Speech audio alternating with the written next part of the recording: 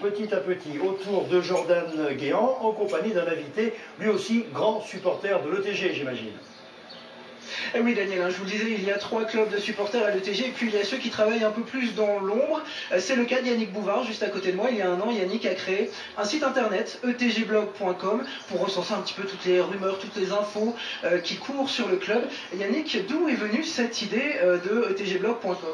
Alors l'idée tout simplement c'est que le club a grandi très vite, de monter en 2 ans, c'était jamais arrivé à ce club-là, donc en fait il y avait plein de manques, et par exemple la communication, l'information autour du club, il y avait des gros manques, il n'y avait pas de site non officiel pour apprendre les informations. Qu'est-ce que ça apporte un site non officiel? Ça parle des rumeurs?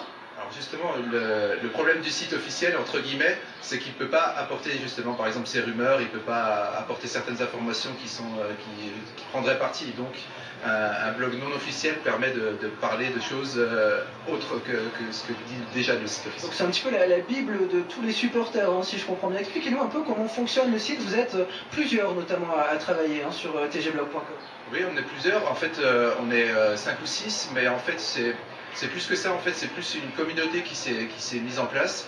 Et donc on est par exemple 2500 fans sur Facebook et chacun apporte parfois des informations. Ils vont repérer un article qui parle de l'ETG ou d'un joueur et ils vont me le passer et je vais le soumettre à tout le monde. Et puis ce soir, alors vous allez regarder le match comme 10 000 personnes ici, mais vous allez aussi travailler sur un célèbre réseau social notamment. Expliquez-nous un petit peu.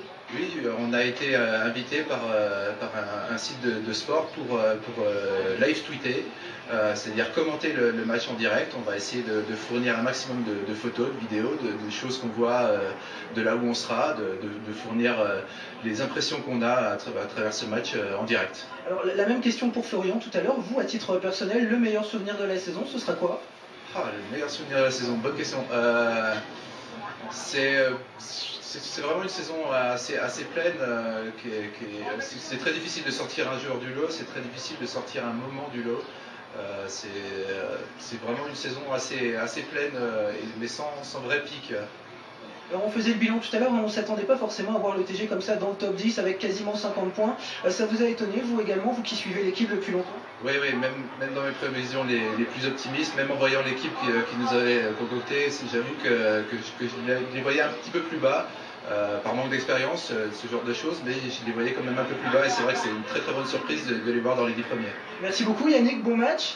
Et puis avant de nous quitter Daniel, si vous le voulez bien, je ferai bien un petit clin d'œil à un Savoyard très célèbre, Olivier Giroud, le footballeur de Montpellier, né à Chambéry, il a commencé sa carrière à Grenoble.